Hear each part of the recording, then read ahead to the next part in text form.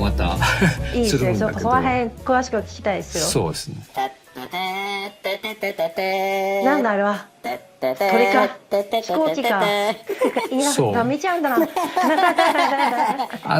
今度スーパーマンね、ジェームズ・ガンのスーパーマンがカラシェリーですね。監督ジェームズ・ガンのね新作が公開されるじゃないですか。まあジェームズ・ガンといえばね、ガーディアンズ・オブ・ギャラクシーのシリーズが有名だけどね、持ち味はね、なんかコミカルでちょっとシュールなんだけど、なんか泣かせるみたいな、そう泣かせるところ泣かせるんですよ。なんか不思議な作品だよね。ガーディアンズ・ギャラクシー好きですね。なんか予告がさ、もう結構流れててさ、予告見るとね、ガミちゃん出てるよね、あれね。あ、出てますね。出てる。確かに。ガミちゃん。そう。ワンワンっつって。スーパーガミが出てるよね。スーパーガミちゃんが引っ張ってる。あのキャラクター僕あんま馴染みないんですけど、コミック版にはいたりするんですかね。多分そうなんじゃないですかね。俺でもキャラクター知ってて、そうなんですか。60年末頃に、はい、テレビアニメが日本で放送してて、アメリカのね。で、はい、そこで、スーパーボーイっていうのをやってて、その中で、スーパーマンの田舎の暮らしてるティーンの時代の話があるんだよね。で、その時に犬飼ってんだけど、犬もスーパーワンなのよ。スーパー犬なのよ。スーパー犬で。同じ星の出身とかなんですか、犬は。いや、ちょっと俺も覚えてないんだけど、ただ犬がね、スーパーマンと同じ能力を持ってるっていうのは覚えてる、ね。スーパーマンにしか飼えない犬。なんか予告編だと振り回されてましたけど。そう。だからなんかね、俺が知ってる限り、スモールビルってとこにスーパーマンは幼い頃過ごしてたんだけど、そこで犬も一緒に、スーパーマンと一緒に事件を解決するみたいな話だから今回の予告で出てきたのもそんな違和感はなかったんだよ。なんかじゃあ結構あれですよね、犬活躍しそうですよね。活躍するんじゃないかな。ジェームス・ガンの映画は絶対動物が出てくるんで、どんなにグロテスクなものを作っても動物はひどい目で合わないっていうのは、そこだけは安心して見れるジェームス・ガンの。そういや、なんかガーディアンズのボリューム3ひどい目で合ってる気がする。ボリューム3確かそうだった思い出しただけでもちろん。でも確かにジェームス・ガンさんって66年生まれとかだから、確かに世代的に見てるものは監督とかと僕と同じ世代だよね。だから同じようにちっちゃいものを楽しみにしてたっていうところの引き出しは結構近いのかもしれないですね。そうね。さらっと話いっちゃってますけど、今回はじゃあスーパーマン特集というところでいろいろスーパーマンの話。スーパーマンだ。スーパーマンなんだ。ちょっと掘り下げていきましょう。まあスーパーマンっていうのはさ、ヒーローキャラクターのなんかこう最初のキャラクターっぽいイメージがあるじゃないですか。そうですね。おそらくその前にあったそのヒーローってターザンみたいなもんとかね、そういうもんだったと思うんだよね。あとは義族のね、なんかあれだったと思うんだけど、身を隠して解決ゾロとか、まあそうだよね。そういうもんだったと思うんだけど、スーパーマンがちょっと他のそういうものと違って画期的だったのは、やっぱりその超能力を使って空を飛ぶって描写があったとこだよね。この空を飛ぶっていう描写がおそらく多分すごく画期的で、すごいパワーを持ってて、なんか車持ち上げたりね、壁をぶち破ったりするっていう表現もまあすごかったと思うんだけど、でもやっぱり空を飛ぶっていう表現がすごく画期的で、このスーパーマンがまあいろんなヒーローがあったんだろうけど、すごく人気が出たのは、まあおそらくいち早くメディア化されたっていうことが大きかったと思うね。で、メディア化された時に、それまでのヒーローと何が違うかっていうと、空を飛ぶっていう表現がメディアと合ってたんだと思うんだよね。なるほど。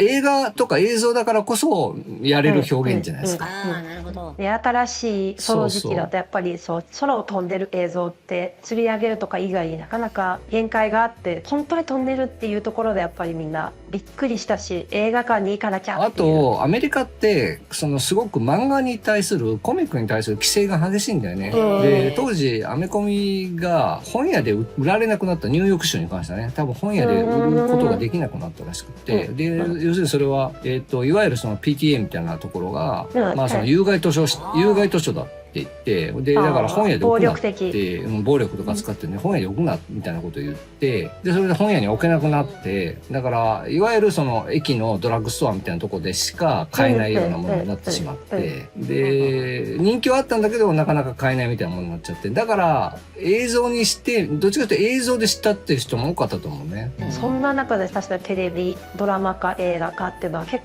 構劇的なところですね。劇的なね。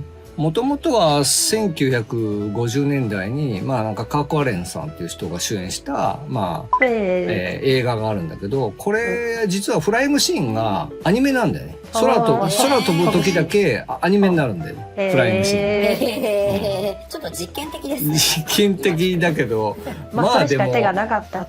そうね、空を飛ばすって表現がそれしかないっていう、当時のね、あれだとね。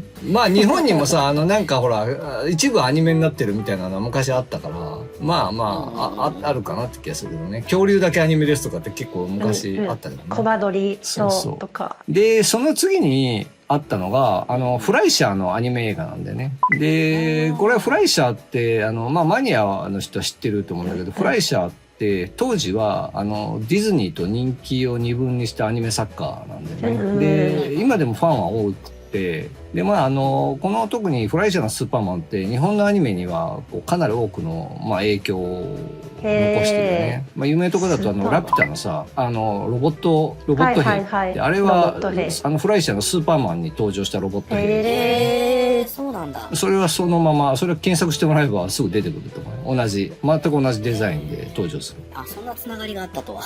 まあだから一部のマニアにやっぱりすごいインパクトがあった作品だよね。やっぱ当時フライシャーというものはやっぱ日本のアニメのところでやっぱ相当影響を与えてるってことですね。与えたと思うね。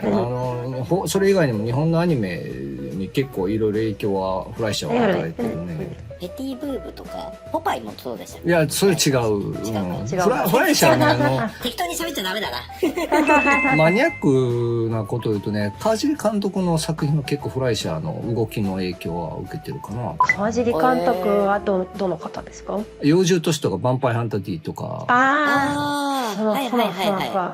動きがすごくフライシャーっぽい。まあマニアの人はそれはわかると思う。あとはスーパーマンで有名なのはやっぱり一番有名なのはジョージ・リーブスの白黒のテレビドラマだよね。これも50年代から60年代にまあテレビで放送されて、まあ日本人もこれで初めてスーパーマンを知ったと思うね。おそらく海外アメリカ以外で知られるのはこのジョージ・リーブスのスーパーマンだと思うね。まあこれすごく大ヒットしたテレビシリーズで、自分もテレビの再放送でこれを見たことあるね。これはもうちゃんと人が空を飛ぶんですか？空を飛んでるね。これはいわゆる背景をスクリーンプロセスとか合成して飛ばしてたね、これはね。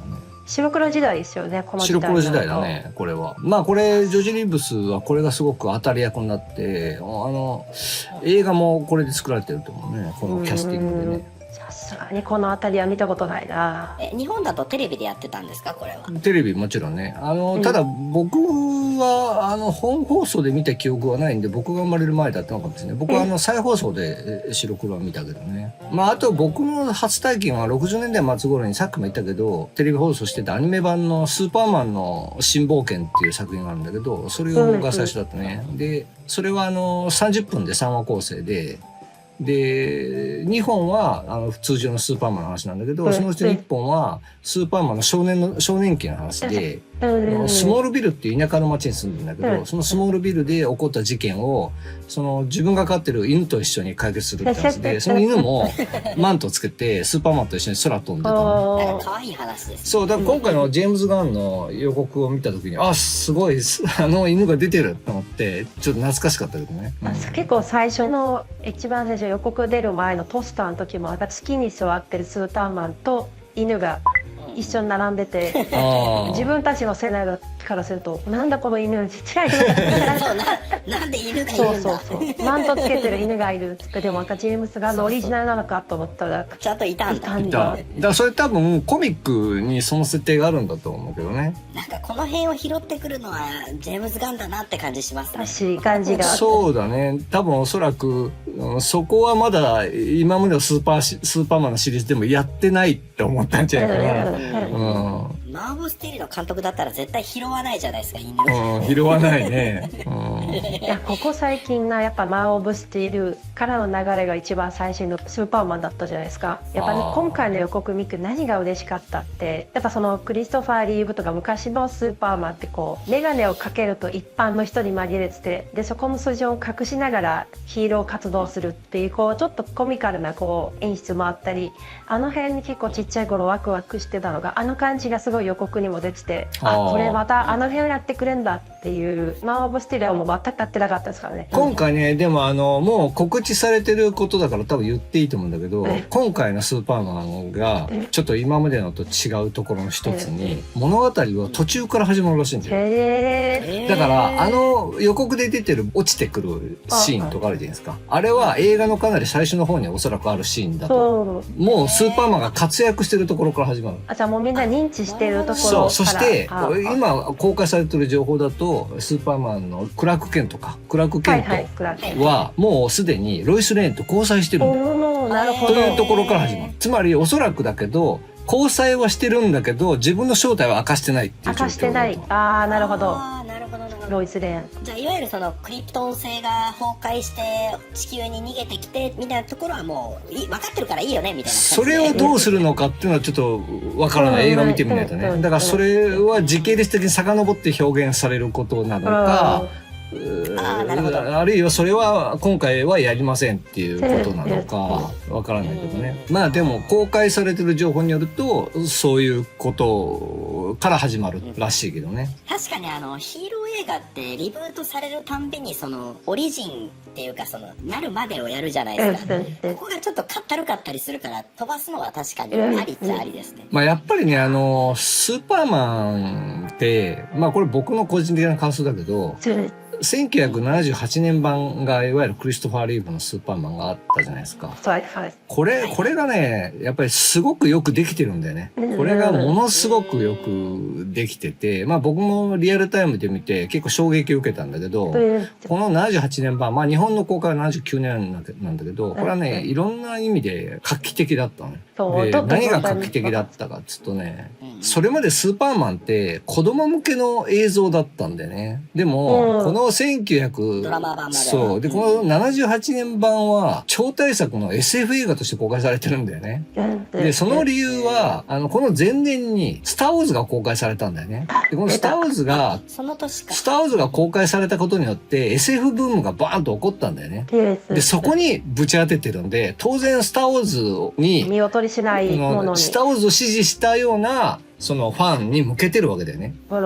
だから特撮のクオリティとかドラマのクオリティもそのファンに向けて作ってるから、そういう意味ですごいクオリティが高かったんだよね。映像すごい綺麗でしたよね。中のそうね、これクリプトン製のクリスタルみたいなところとかも。撮影がねジェフレー・アンズワースって言って、これは2001年宇宙の旅の撮影監督なんだよね。すごい。そのジェフレー・アンズワースの最後の作品なんだねこれね。で最初にジェフレー・アンズワースに捧げるって文字が出るんだけどね、78年版の最初に。その人がそれなんだ。それはなんでそれが出るかっていうと、おそらくこの映画は撮影がすごいよって言ってるんだよ。なるほど。そう、この映画は普通の作品じゃないですよ。この作品は撮影がすごいからそこ見てって言ってるんだよね、まずね。その時亡くなってるわけではないですかね。最後この作品は撮影終わって亡くなったんだよね。なるほど。でだから捧げるって出る。だけどただそれをわざわざ出す意味はすごいよって言ってるんだと思う。撮影マジだね。撮影すごいから。で実際見たら撮影すごいんだよ。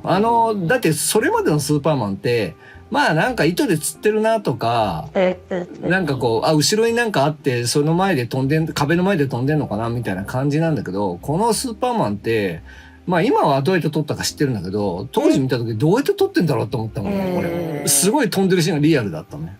どうしてもうちらがもう一度見ると、そこがやっぱり今とね、その当時の感覚とは違う。しょうがないからね、そこはね。まあでも僕は当時すごく衝撃を受けたね。やっぱそれまであったいわゆる飛行シーンとやっぱ何が違ったんですか？リアルだったね、飛行シーンが。なんか本当に空飛んでるように見えたね、映像見ると。やっぱなんかうちらから見るとすごい合成バリバリだなってっていう感じをすごいわかるけど、当時からしたら多分合成っていうこと自体もいや、この映画って78年の1本目に関してはほぼ合成使ってないね。それまでオプチカル合成ってやってて、それオプチカル合成やるとキャラクターの周りにちょっとこう違和感がある線みたいなの出るんだけど、オプチカル合成は使ってないんだよ。だからすごく空飛んでるように見えるんだよ。で、当時俺もどうやって撮ってんだろうと思ったんだけど、まあだからおそらく撮影監督がジェフリー・アンズワースだったんで、2001年宇宙の旅で使った技術をどうも使ってるらしい。ヒントで言うと、まあこの前年にスターウォーズが公開されてるんで、スターウォーズは当時モーションコントロールカメラっていうそのコンピューター制御で。チャンネル登録、高評価よろしくお願いします。またのご来店をお待ちしております。